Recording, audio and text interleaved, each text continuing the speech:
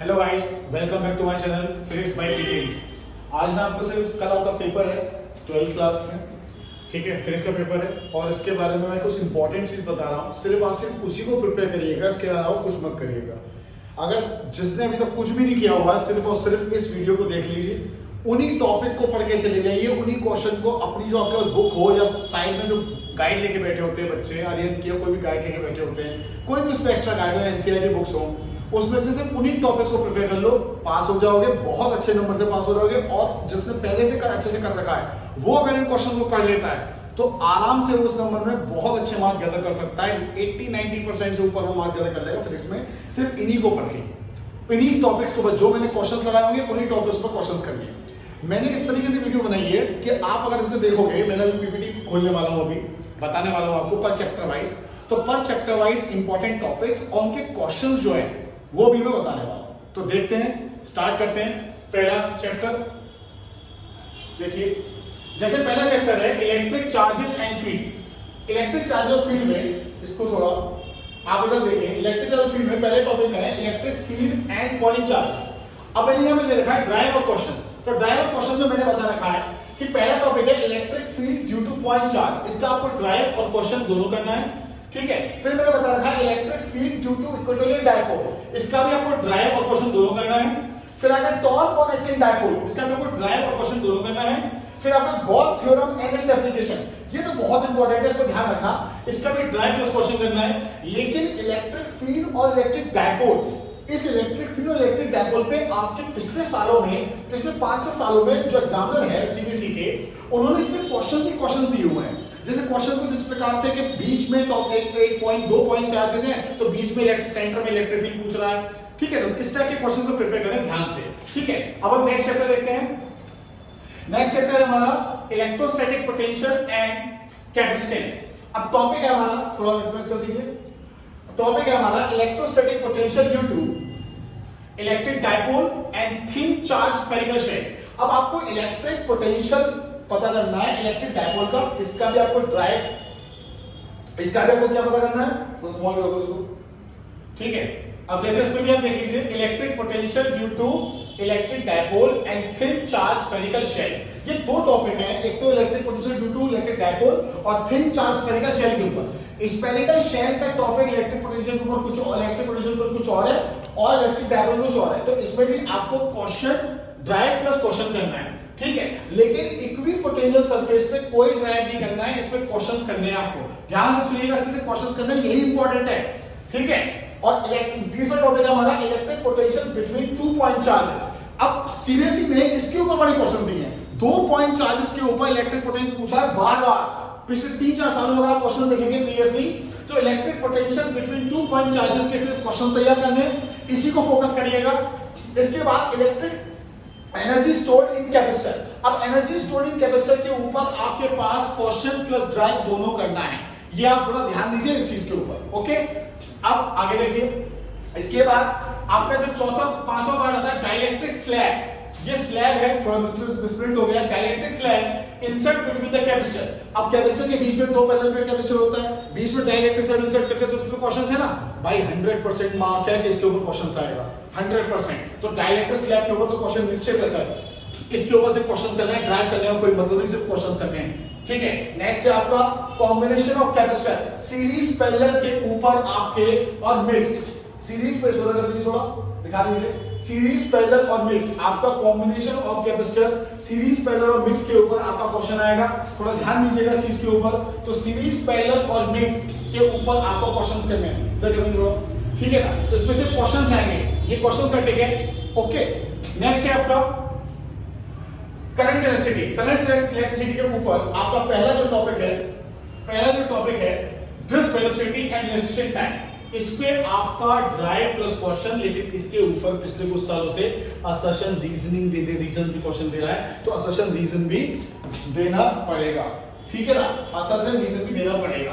Next इसके बाद Ohm's law and temperature coefficient. इस ओम्स लॉ के ऊपर और टेम्परेचर कोएफिशिएंट के ऊपर कोई ड्राइव करने की जरूरत नहीं है, सिर्फ क्वेश्चन पे ध्यान दो, आलतू फालतू की चीजों पे ध्यान मत दो, सिर्फ क्वेश्चन पे ध्यान दो। पिछले कुछ सालों में 7-8 सालों में इसमें क्वेश्चन ही क्वेश्चन दे रहा है, ड्राइव करने की जरूरत नहीं है आलतू फालतू का, ठीक है।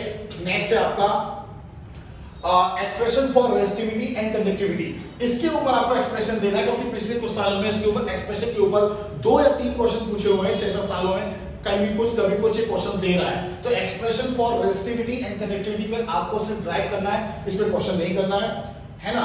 In terms of what, expression for resistivity and conductivity in terms of density of charges and relaxation time, इसके ऊपर आपको ड्राइव करना है, क्वेश्चन नहीं करना है। मैं आपको इसलिए इंपॉर्टेंट बता रहा हूं, अब बहुत से बच्चे ये प्रॉब्लम होगा ना, क्या पढ़ना है और क्या नहीं पढ़ना है, तो यही इंपॉर्टेंट है, क्या पढ़ना है और क्या नहीं पढ़ना है। इस समय जो ध्यान से सुन लेना, यही पढ़ना है और यही करना है। आगे रहिए से नेक्स्ट है इसका चौथा, combination of cell. Combination of cell में सीरीज पैरेलल और इसको तो कर दीजिए, सीरीज पैरेलल और मिक्स्ड के ऊपर इसको करना है, ठीक है ना। फिर आपका मोस्ट इंपॉर्टेंट टॉपिक आता है किरचॉफ लॉ। ये किरचॉफ लॉ है, अगर विजिबिलिटी थोड़ी कम हो तो ये किरचॉफ लॉ है, किरचॉफ का पहला लॉ, सेकंड लॉ। अब ये इसका तो क्या ही कहना, आपके स्कूल के टीचर्स ने या जो भी आपके गुरु रहे होंगे, कोचिंग टीचर रहे होंगे, जो भी रहे होंगे, उन्होंने आपको बताया होगा कि किरचॉफ लॉ अपने आप में कितना इंपॉर्टेंट है। किरचॉफ लॉ को छोड़ के ही मत जाना, इसका स्टेटमेंट दोनों लॉ का प्लस इसके क्वेश्चंस, जितने क्वेश्चन चाहे उतने क्वेश्चन लगा देना, ये लॉ में आ जाएगा, ठीक है ना। या फिर 3 मार्क्स में तो आने है, कभी तो मार्क्स में किरचॉफ लॉ नहीं आता, लॉ में आने वाला है, तो किरचॉफ लॉ के क्वेश्चन लगा रहे। नेक्स्ट फिर हमारे आते हैं एसीसी के अंदर, याद हमारा EMF and equivalent internal resistance. अच्छा, इसके ऊपर आपको सिर्फ क्वेश्चंस करने हैं, ठीक है ना। इसका कोई ड्राइव कुछ नहीं करना, कि पहला सीख लो, कुछ नहीं करना है, सिर्फ EMF and equivalent internal resistance के ऊपर और potential difference between 2 point charges and power, यानी कि ये अलग अलग टॉपिक है, ये पावर का अलग टॉपिक है हमारा, तो पावर के ऊपर क्वेश्चन पूछे गए हैं, ईएमएफ के ऊपर क्वेश्चन पूछा गया है, इक्विवेलेंट इंटरनल रेजिस्टेंस के ऊपर पूछा गया है, potential difference between 2 point charges. मैंने एक ही पॉइंट में इसको लगा दिया कि ये क्वेश्चन बार-बार, कभी एक ईएमएफ के ऊपर क्वेश्चन आ गया, कभी हर साल बदल दे रहा है, ये पैटर्न को बदल रहा है बार-बार, कभी ईएमएफ के ऊपर क्वेश्चन दे रहा है, कभी इंटरनल रेजिस्टेंस के ऊपर क्वेश्चन दे रहा है, कभी potential difference between 2 point charges पे क्वेश्चन दे रहा है, और कभी वहां पे पावर पूछ ले रहा है। ये बार-बार रिपीटिंग दे रहा है 2 मार्क्स में, बार-बार इसके ऊपर तो रिपीटिंग है 2 मार्क्स में। अब आपको का टाइम तो नहीं है कि आप साइड में बैठ जाओगे, लेकिन मैं जो बता रहा हूं तो अपनी जो भी आपका गाइड हो उसमें सब देखना चालू कर देना इन क्वेश्चंस को, कि ये क्वेश्चन कौन-कौन से हैं, उनको पढ़ना चालू करना है। ये रिपीटिंग क्वेश्चन डेफिनेटली रिपीट मारेंगे, ठीक है ना। तो उसमें से क्वेश्चंस करने ड्राइव करने की कोई जरूरत नहीं है। नेक्स्ट चैप्टर आता है आपका मूविंग चार्जेस एंड मैग्नेटिज्म। तो मूविंग चार्ज और मैग्नेटिज्म में थोड़ा ऊपर कर दीजिए इसे, ठीक है।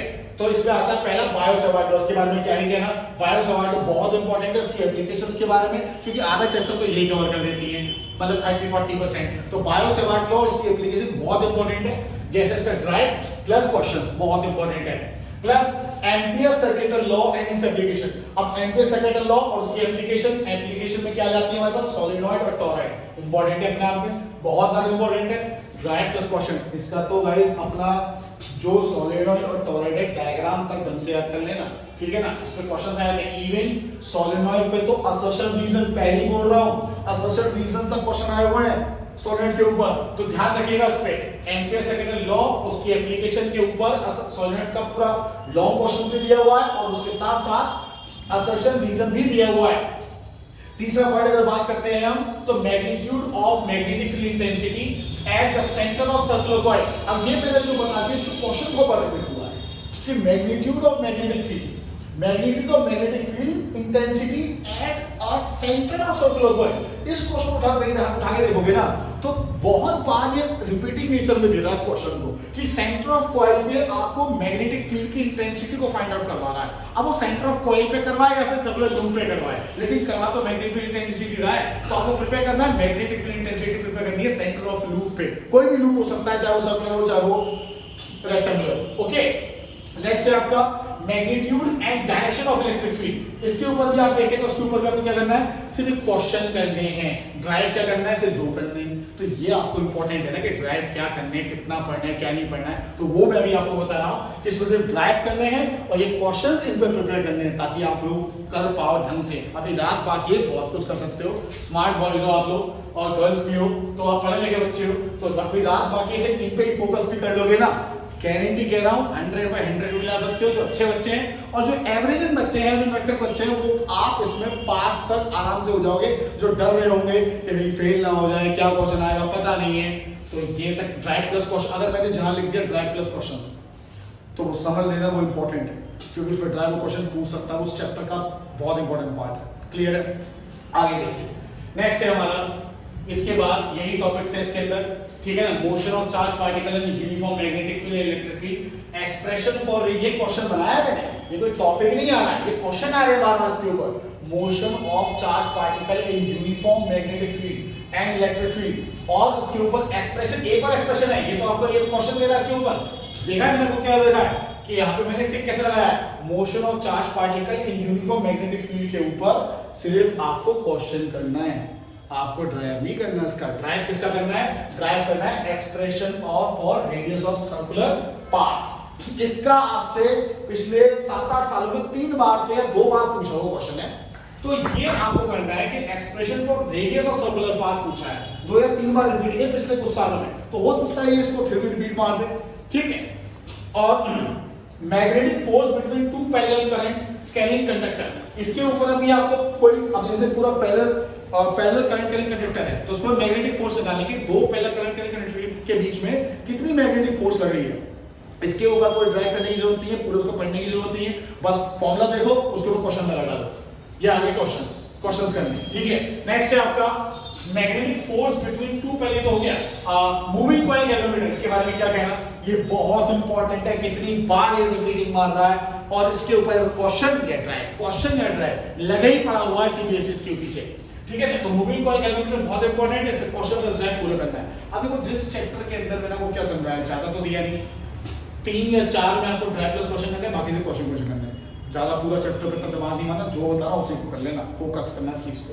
नेक्स्ट चैप्टर है आपका, इसी तो सॉरी चैप्टर ही टॉपिक ही आ रहा है, ये भी बहुत बार इसमें तो क्वेश्चन ही क्वेश्चन दे रहा है, और कभी-कभी तो क्या कर रहा है, उसका डायग्राम बनाओ, कैसे कि ये बोल रहा है कि conversion of galvanometer into voltmeter and ammeter, यानी गैल्वेनोमीटर को कैसे वोल्टमीटर में या गैल्वेनोमीटर को कैसे अमीटर में चेंज किया जाता है, ये पूछ रहा है। तो इसके ऊपर पूछता कुछ नहीं है, सिंपल है कि डायग्राम बना देना होता है, उसको समझा देना होता है, उसका फॉर्मूला देना होता है, या उसके ऊपर एक और सवारी लगा के दूसरा क्वेश्चन पूछ लेगा कि इसका क्वेश्चन भी दे देगा और ड्राइव भी दे देगा, तो थोड़ा बहुत लिखना रहेगा, 2 या 3 मार्क्स का आपको दे सकता है। क्लियर है? नेक्स्ट चैप्टर देखते हैं। नेक्स्ट चैप्टर आपका मैग्नेटिज्म एंड मैग्नेटोस्टैटिक्स, तो उसमें टॉपिक आता था पहला, सुपर कर दीजिए, बस इतना ही है, magnetic field strength at a point due to a bar magnet, तो ये आपको टॉपिक करना है, इस पे ड्राइव प्लस क्वेश्चन दोनों आते हैं। ऑन एक्सियल लाइन, अब इसके बाद किसके ऊपर आते हैं, एक्सियल और इक्वेटोरियल लाइन के ऊपर, तो एक्सियल और इक्वेटोरियल लाइन के ऊपर क्या करना है आपको, क्वेश्चन प्लस ड्राइव दोनों तैयार करना है। इसको करिए, potential energy of dipole and torque on a bar magnet, इसके ऊपर भी आपको ड्राइव प्लस क्वेश्चन करना है। ये आपका पोटेंशियल एनर्जी ऑफ डायपोल एक अलग पार्ट है, और टॉर्क ऑन बार मैग्नेट एक अलग पार्ट है, दोनों के ऊपर क्वेश्चन प्लस ड्राइव तैयार करना है। ये सोचो 5 मार्क्स नहीं देगा, 2 मार्क्स का दे दिया, और 2 और 1 मार्क्स को कुछ और कंबाइन करके 3 मार्क्स क्वेश्चन बना दिया, तो ये इस टाइप से क्वेश्चन देगा, ठीक है। आई एग्री से। फिर आता है आपका इसी के अंदर है नेक्स्ट है आपका प्रॉपर्टीज, अब इसके ऊपर बहुत क्वेश्चन आ रहे हैं, properties of paramagnetic, diamagnetic and ferromagnetic substances, ये बहुत ज्यादा इंपॉर्टेंट है, पहले बता दिया मैंने आपको, ये 1 मार्क्स में उठा के दे सकता है बहुत ज्यादा, या 2 मार्क्स के अंदर भी। मैग्नेटिक्स, अब इस पे क्वेश्चन क्या कहते हैं, तो मैंने इसमें क्या बना रखा है, सिर्फ क्वेश्चन बना रखा है, ड्राइव तो है ही कुछ करना ही नहीं, मतलब उसको रीड भी मत करना, सिर्फ क्वेश्चन लगा देना, प्रीवियस ईयर आपका कोई गाइड है उसमें से क्वेश्चन लगा देना, 10-12 क्वेश्चन लगाते चले जाना, ये फालतू को पढ़ने की जरूरत नहीं, क्या होता है क्या नहीं होता, आपको क्वेश्चन से समझ में आ जाएगा क्या होता है क्या नहीं होता है, ठीक है ना। अब नेक्स्ट है आपका मैग्नेटिक ससेप्टिबिलिटी एंड परमेबिलिटी, इसके ऊपर भी क्या करना है, क्वेश्चन देना है, तो बहुत बार पूछा है, मैग्नेटिक ससेप्टिबिलिटी क्वेश्चन पूछ लिया, परमेबिलिटी पे क्वेश्चन पूछ लेना है, ठीक है। नेक्स्ट है आपका फैराडे, ये थोड़ा प्रिंटिंग मिस्टेक है, ठीक है ना, फैराडे लॉ, ये फैराडे है, Faraday law of electromagnetic induction, तो इसका पहला लॉ और दूसरा लॉ, इसको भी लॉ पे आपको क्वेश्चंस करने हैं। अभी आपसे पूछने नहीं बैठेगा कि what is Faraday first law and second law, ये हम 12th पढ़ रहे हैं, और ये शायद ही इस पे ये क्वेश्चन नहीं देगा, ठीक है ना, नॉर्मल सी बातें नहीं देगा, ओके। सिर्फ पे क्वेश्चंस करने हैं। आई करिए, चैप्टर 6 आता है आपका, इसको देखिए, इलेक्ट्रोमैग्नेटिक इंडक्शन। इलेक्ट्रोमैग्नेटिक इंडक्शन में पहला टॉपिक आता है आपका फैराडे, पहला टॉपिक आता है आपका Faraday's laws of electromagnetic induction. इसके इस चैप्टर में इसके ऊपर असर्शन रीजंस दे रहा है बार-बार, ठीक है। लेंज लॉ पे तो क्वेश्चन आएगा, डेफिनेटली आएगा। मोशन ऑफ मैग्नेट, कॉइल के बीच में मैंने दो कॉइल इधर रखी, बीच में मैग्नेट रख दी, उसके ऊपर क्वेश्चन पूछ रहा है कि बताओ ये मैग्नेट के कारण इस कॉइल में और इस वाली कॉइल में कितना करंट, कैसा करंट प्रोड्यूस हो रहा है, क्लॉकवाइज कि एंटी क्लॉकवाइज, मोशनों में आगे करेंगे पीछे करेंगे, ऐसे वाले क्वेश्चन पढ़े थे ना। तो उसके ऊपर क्वेश्चन तैयार करना, बार बार लेंस लॉ पे क्वेश्चन आना है, डेफिनेटली आना है, ठीक है। तो Lenz law, assertions and reasons, इस पे क्वेश्चन आएगा, डेफिनेटली लिख के रख लेना, ठीक है। और direction of induce current in close loop, induce current in close loop, इसके यही जो मैंने आपको बताया इसी के अंदर है कि डायरेक्शन पूछेगा कि किसी कॉइल के अंदर इंड्यूस करंट क्या पैदा हो, उसकी डायरेक्शन क्या है, क्लॉकवाइज है कि एंटी क्लॉकवाइज है, ऐसे क्वेश्चंस थे। तो क्वेश्चंस प्रिपेयर करने हैं इसके ऊपर, ठीक है। और क्या पूछेगा इस पे, magnetic flux in the coil पूछेगा, ये क्वेश्चन आएंगे लेंस लॉ पे, या तो इसको असर्शन में डाल देगा सीबीसी वाले, या इसको क्वेश्चन दे देंगे इंड्यूस करंट पूछ लेंगे क्लोज लूप में, या पूछेंगे magnetic flux in the coil. ये क्वेश्चंस आएंगे, इसका कुछ नहीं करना, सिर्फ क्वेश्चंस करने हैं, यहां तक क्वेश्चन ही क्वेश्चन है, ड्राइव तो कुछ बोला ही नहीं मैंने अभी, ठीक है, ड्राइव भी बोलेंगे ऊपर अभी, ठीक है। अब ड्राइव देखिए, self inductance and mutual inductance, अब थोड़ा इसको नीचे कर दीजिए ताकि दिख जाए, ठीक है, इसको नीचे कर दीजिए, ठीक है। अब इसको देखिए यहाँ पे, अब यहाँ पे क्या टॉपिक आ रहा है हमारा, डायरेक्शन ऑफ इंड्यूस करके हो गया हमारा, ये आ रहा है नेक्स्ट थर्ड टॉपिक हमारा self inductance and mutual induction, इसके ऊपर, और ये इसके ऊपर आपके पास ड्राइव प्लस क्वेश्चन दोनों है, ये दोनों इसके ऊपर। तो ये पहली बार मैंने इस चैप्टर में बोला कि ड्राइव और क्वेश्चन दोनों है। और एक सबसे मोस्ट इंपॉर्टेंट एसी जनरेटर, ठीक है, ये एसी जनरेटर बहुत इंपॉर्टेंट है, इसको तो करना ही करना है, इसका ड्राइव प्लस क्वेश्चन पूरा डायग्राम के साथ प्रिपेयर करके जाना, पूरी वर्किंग के साथ प्रिपेयर करके आना, पूरा दे देगा इकट्ठा 5 मार्क्स का, ठीक है ना। चलो नेक्स्ट चैप्टर देखते हैं, अल्टरनेटिंग करंट। अब अल्टरनेटिंग करंट के ऊपर देखते हैं, पहले इसको उधर कर दीजिए, थोड़ा बड़ा मैक्सिमाइज कर दीजिए, ठीक है। देखिए टॉपिक है हमारा टाइप्स ऑफ एसी सर्किट में, टाइप्स ऑफ एसी सर्किट में हमें क्या क्या प्रिपेयर करना है, वही बता रहा, ठीक है। अब सुनो मेरी बात, एसी थ्रू रेजिस्टर, इंडक्टर, और देखिए अल्टरनेटिंग करंट रेजिस्टर के द्वारा, इंडक्टर के द्वारा, कैपेसिटर के द्वारा, ठीक है। इस पे ड्राइव प्लस क्वेश्चन दोनों, इसके यहाँ तक कि फेजर डायग्राम्स बने हुए थे ना, तो वो भी प्रिपेयर करना, इसके जो डायग्राम्स है ना वो भी प्रिपेयर करना, ढंग से प्रिपेयर करके जाना, ये इंपॉर्टेंट पेपर से इसमें ये क्वेश्चन आएंगे, ठीक है। इसके देखो मैंने लिखा हुआ फेजर डायग्राम्स प्रिपेयर करने हैं। इसके बाद LR circuit, CR circuit, LC circuit, LCR circuit यानी कि inductor, resistor, capacitor, resistor, inductor, capacitor, inductor, capacitor, resistor series circuit, इसके फेजर डायग्राम्स के साथ पूरा ड्राइव प्लस क्वेश्चंस प्रिपेयर करके जाना है। ये चैप्टर अच्छा खासा मार्क्स गेनिंग है, आएगा डेफिनेटली इसके में से, ठीक है, ऊपर के इसमें से। अब नेक्स्ट आता है इस पे, अब देखो मैंने इस पे क्या क्या बताया कि इसमें से क्वेश्चन पूछ क्या कह रहा, तो मतलब क्वेश्चंस के पॉइंट भी बना दी कि ये पूछ रहा है, तो उसके फॉर्मूले पढ़ लेना। जो बच्चे वीक हो, मीडियम हो, तो अक्सर घबराते हैं बच्चे जो मीडियम होते हैं थोड़ा पढ़ने में, तो वो अक्सर घबराते हैं कि भाई ये फॉर्मूला कौन सा प्रिपेयर करूँगा, पूरा पढ़ूँ उसको बैठ के, तो पूरा नहीं पढ़ना है उसको, उसके सिर्फ फॉर्मूले पढ़ लेना, क्वेश्चंस लगाना, फॉर्मूला पढ़ना, क्वेश्चन लगाना। किस पे लगाओगे देखो, तो रेजोनेंस पर, इंपेडेंस पर, फेजर एंगल पर, पीक करंट पर, पीक वोल्टेज पर, क्वालिटी फैक्टर पर, फ्रीक्वेंसी पर, पावर पर। अब ये पूछने थोड़ी बैठेगा क्वालिटी फैक्टर क्या होता है, बहुत रेयर है कि पूछ लिया, लेकिन ज्यादा ध्यान नहीं देना, हमें ध्यान किस पे देना है कि इनके ऊपर हमें क्वेश्चंस करने हैं, क्योंकि जब आप एलसीआर सर्किट करोगे ना, जब आप तीनों का सर्किट देखोगे तो उसमें ज्यादातर ये क्वेश्चन पूछे गए हैं कि आपको फ्रीक्वेंसी पूछ ली गई, आईआरएमएस वोल्टेज पूछ लिया गया, वीआरएमएस वोल्टेज पूछ लिया गया, पीक वोल्टेज पूछ लिया गया, पीक करंट पूछ लिया गया, ये सब XYZ इसके अंदर एक ही क्वेश्चन पूछ सकता है, उसे लॉन्ग में दे सकता है, और शायद देगा भी, बहुत बार दिया भी है, क्लियर है। आगे देखिए, नेक्स्ट इंपॉर्टेंट टॉपिक है, सबसे बड़ा टॉपिक है ट्रांसफार्मर। ट्रांसफार्मर में आपको टॉपिक ड्राइव प्लस क्वेश्चन दोनों करना है। अच्छा, इसके ऊपर जो मैंने आपको बताया नहीं, इसमें सिर्फ क्वेश्चन ही क्वेश्चन करने हैं, कुछ पढ़ने की जरूरत नहीं है, क्वालिटी फैक्टर क्या है क्या नहीं है, अगर जिसको पढ़ना चाहे वो पढ़ सकता है, लेकिन इसको नहीं पढ़ना, वक्त नहीं है, तो हम सिर्फ इस पे क्या करेंगे, सिर्फ क्वेश्चन ही क्वेश्चन करेंगे। आगे देखिए ट्रांसफार्मर के बाद चैप्टर 1 आता था, इधर देखिएगा, इसके बाद आता है हमारा इलेक्ट्रोमैग्नेटिक वेव्स। इलेक्ट्रोमैग्नेटिक वेव्स में टॉपिक आता है पहला टॉपिक क्या था, डिस्प्लेसमेंट करंट। डिस्प्लेसमेंट करंट में आपको ड्राइव नहीं करना है, सिर्फ क्वेश्चन करने हैं। देखो, transverse nature and characteristics of E and W waves यानी इलेक्ट्रोमैग्नेटिक वेव्स, क्या करना है, सिर्फ क्वेश्चंस करने हैं। इलेक्ट्रोमैग्नेटिक स्पेक्ट्रम क्या करना है, सिर्फ क्वेश्चन करने हैं। फिर आ जाते हैं आपके, देखो मैंने इसमें बता रखा है, इसको पकड़ दीजिए थोड़ा, इसमें मैंने क्या बता रखा है, देखिए इसमें मैंने बता रखा है, इसको ध्यान में रख दीजिए, इसमें मैंने क्या बता रखा है, इलेक्ट्रोमैग्नेटिक स्पेक्ट्रम। अब इलेक्ट्रोमैग्नेटिक स्पेक्ट्रम में सिर्फ और सिर्फ क्वेश्चन, पूरा पढ़ने की जरूरत ही नहीं है, और डेफिनेटली देख लेना यही फंसेगा, कल पेपर में याद करोगे मेरे को जब आया है तो, लेकिन बता रहे हैं लोगों को कि यही आया है, मेरा भी थोड़ा नाम बन जाएगा भाई, अभी शुरुआत कर रहे हैं धीरे धीरे, ठीक है। अब इलेक्ट्रोमैग्नेटिक स्पेक्ट्रम में क्या है, radio waves, microwaves, infrared waves, visible rays, ultraviolet rays, X rays, इसमें क्या पूछेगा, इसकी वेवलेंथ पूछेगा, इसकी फ्रीक्वेंसी पूछ लेगा, इसका यूजेस पूछ लेगा, ठीक है ना। तो इसके ऊपर क्या आएगा, सिर्फ क्वेश्चन आएगा, वो भी ज्यादा नहीं, 1 या 2 मार्क्स, अगर कंबाइन कर दिया तो 2 मार्क्स, इसके यूजेस दे दिया, और या फिर फ्रीक्वेंसी वेवलेंथ पूछ ली, या उनकी इन सबकी फ्रीक्वेंसी याद कर लेना, वेवलेंथ याद कर लेना, और उनको असेंडिंग डिसेंडिंग में दिमाग में याद होनी चाहिए, कभी वो असेंडिंग डिसेंडिंग में अरेंज करवा देगा, डिसेंडिंग में अरेंज करवा देगा, तो इसके ऊपर क्वेश्चन आ जाएगा, 2 मार्क्स का क्वेश्चन बना देगा, ध्यान रखिएगा इस बात को, ठीक है। नेक्स्ट ऊपर करिए, ठीक है। देखो मैंने आपको नीचे बता भी रखा है गामा रेज, इसके बाद मैंने क्या क्या रखा है, यूजेस पूछेगा, वेवलेंथ पूछेगा, फ्रीक्वेंसी पूछेगा, उसका प्रोडक्शन कैसे हुआ, इसका डिटेक्शन कैसे हुआ, लिखा भी है, सिर्फ लर्न करना है, याद करना है, रट्टा मार लेना, क्योंकि ये रट्टा ही मारोगे, अब इसको ऑब्जेक्टिव तो आने नहीं वाला, तो रट्टा मार लेना, लर्न कर लेना, इसको क्वेश्चन आएगा इसके ऊपर भी आएगा ये। नेक्स्ट है रे ऑप्टिक्स, सबसे इंपॉर्टेंट टॉपिक है, सबका दिमाग खराब इसी में ही होता है, थोड़ा उसको देख लीजिए, ठीक है। अब इसका टॉपिक ऊपर कर लीजिए। नेक्स्ट टॉपिक सबसे इंपॉर्टेंट है concave and convex mirror and lens. अब एक कॉनकेव और कॉन्वेक्स मिरर और लेंस दो अलग अलग पार्ट है।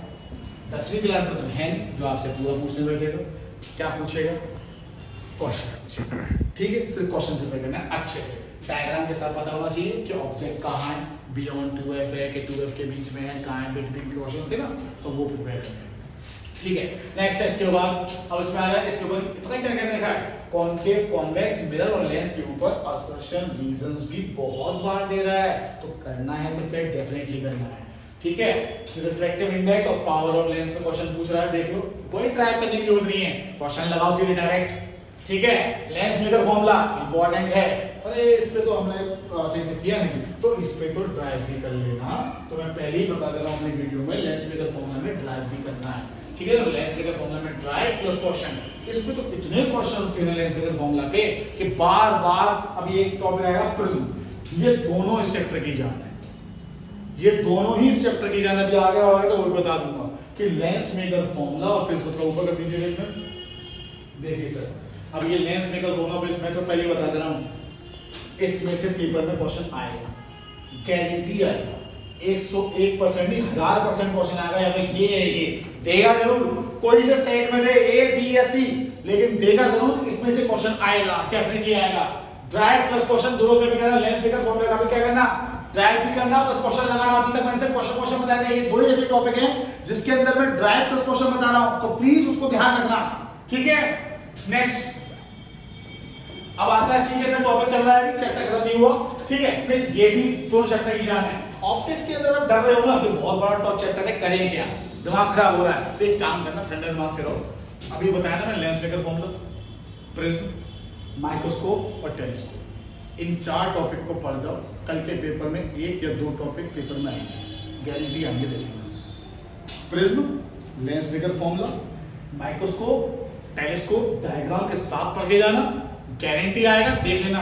क्या क्या बोला मैंने, lens maker formula, prism, microscope, telescope, question plus drive, चारों के इस चैप्टर में से अगर कुछ नहीं पढ़ा जा रहा ना, तो ये जरूर पढ़ लेना, कि लॉन्ग में फंसेगा, ठीक है, या 3 मार्क्स का लॉन्ग आना ही आना है क्वेश्चन, ठीक है। नेक्स्ट देखिए, नेक्स्ट है हमारा वेव ऑप्टिक्स। वेव ऑप्टिक्स के ऊपर देखिए, वेव ऑप्टिक्स में ये बहुत इजी चैप्टर मान लो, ज्यादा कुछ है नहीं इसमें, और किस में से आएगा वो भी बता दूंगा डेफिनेटली, इसमें से भी रिवील आउट कर दे रहा हूं क्या आने वाला है, बार बार ह्यूजिन प्रिंसिपल, ये बहुत बार पूछ ले रहा है, बहुत बार, ठीक है ना। तो ह्यूजिन प्रिंसिपल के ऊपर रिफ्रैक्शन और रिफ्लेक्शन बाय मिरर और लेंस का डायग्राम के साथ प्रिपेयर करके जाना, ड्राइव कुछ नहीं करना, पढ़ना ज्यादा नहीं है, क्वेश्चंस पढ़ लेना, इसके ऊपर जो आपके साइड बुक दे रखी हो, कि 2-4 क्वेश्चन लगा लिए, बार बार एक ही टाइप का रिपीट मारना, एक ही टाइप का क्वेश्चन हुआ करके पूछ रहा है, तो यही क्वेश्चंस आएगा, ठीक है।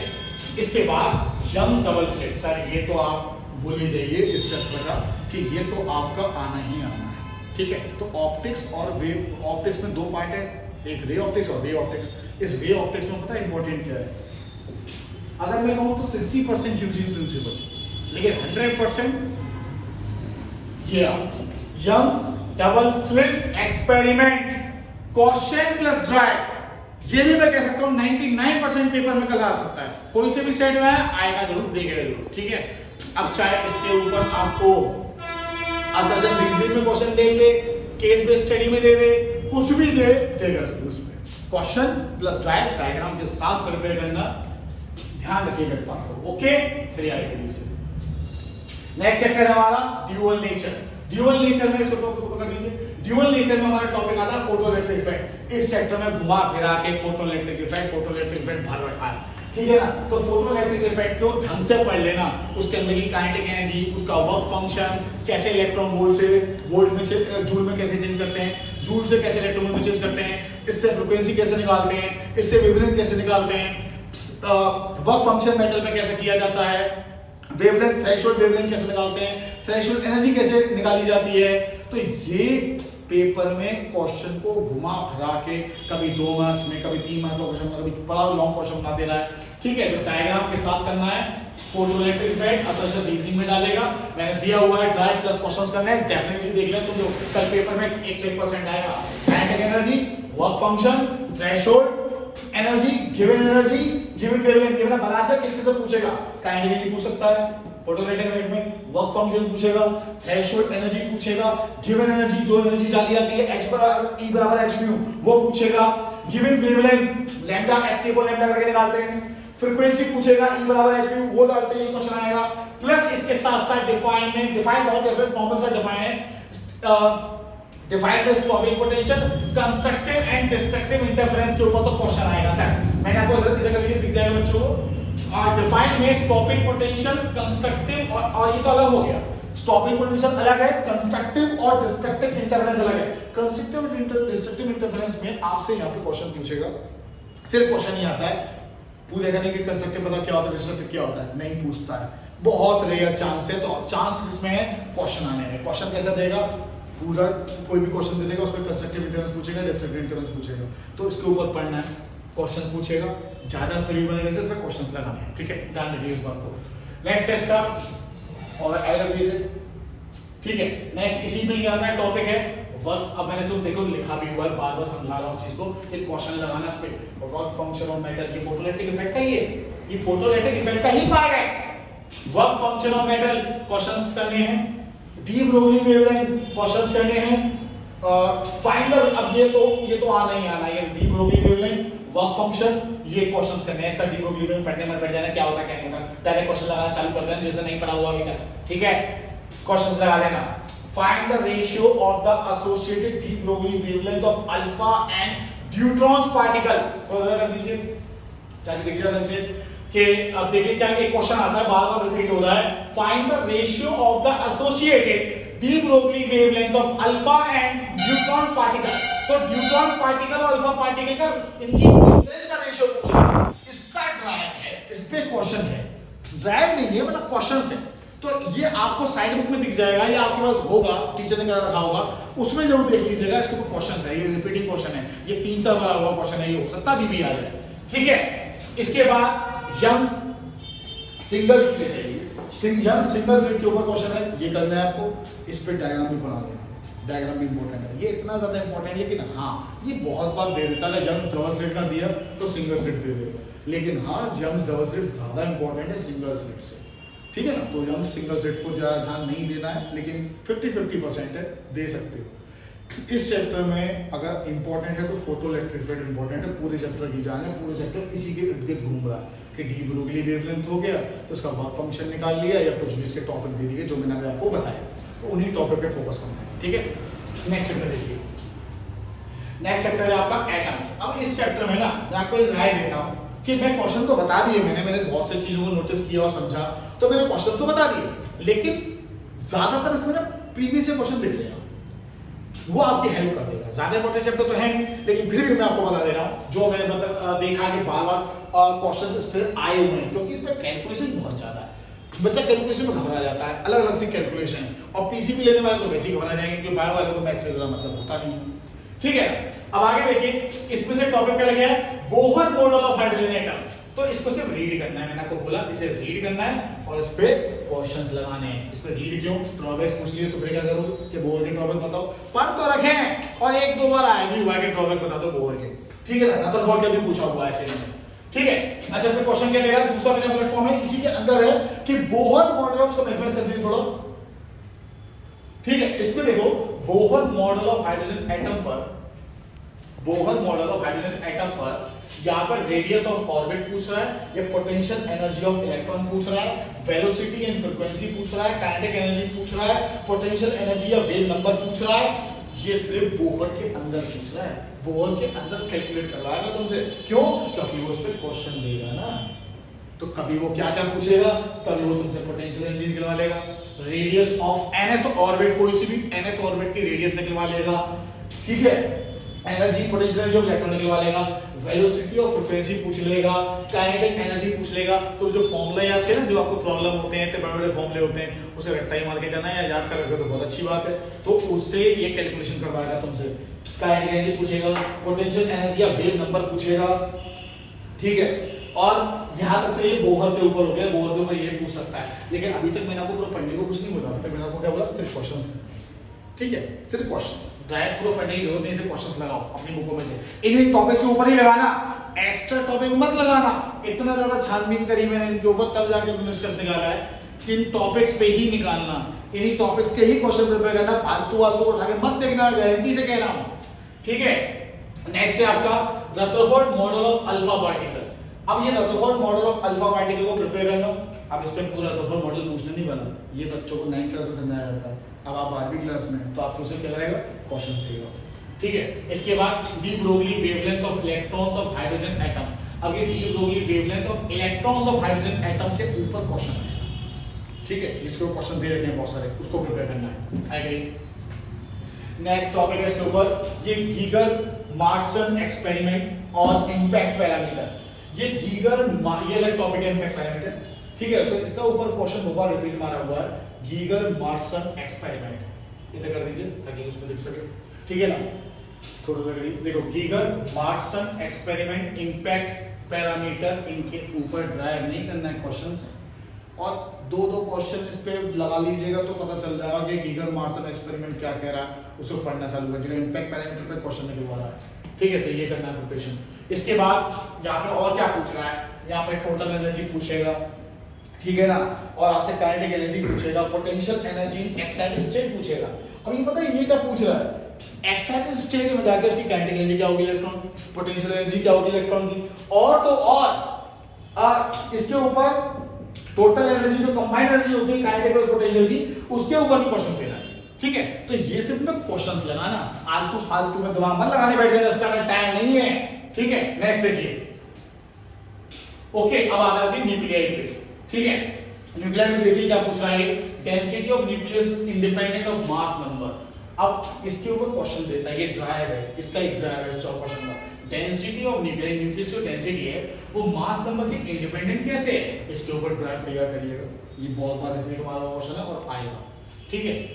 बाइंडिंग एनर्जी पर न्यूक्लियन, इस चैप्टर की जान, क्योंकि इस चैप्टर के अंदर बाइंडिंग एनर्जी के अलावा बहुत सारे क्वेश्चंस पूछे गए हैं, एक से रिलेट होती चली जाती है चीजें, तो बाइंडिंग एनर्जी पर न्यूक्लियन के ऊपर क्वेश्चंस है, ठीक है।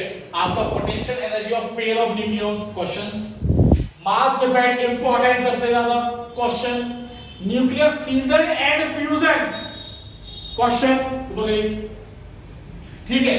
इसके बाद आपको दे रहा है न्यूक्लियर रिएक्शंस के क्वेश्चंस हैं, मैंने यहाँ पे देखो लिखा भी हुआ है। न्यूक्लियर रिएक्शन में क्या होता है ना, जैसे कोई रेडियोएक्टिव एलिमेंट है उसको दे दिया, उसके मास नंबर पूछ रहा है, कभी इलेक्ट्रॉन पूछ रहा है, कभी प्रोटॉन पूछ ले रहा है उसमें से, तो रिएक्शन होती है ना, तो उसको प्रिपेयर करना है। मैंने लिखा भी हुआ है कि न्यूक्लियर रिएक्शंस के क्वेश्चंस आएंगे जिसमें इलेक्ट्रॉन, प्रोटॉन और न्यूक्लियॉन्स की स्पेलिंग मिस्टेक है, कोई दिक्कत नहीं है, तो फाइंड करना है, ठीक है ना।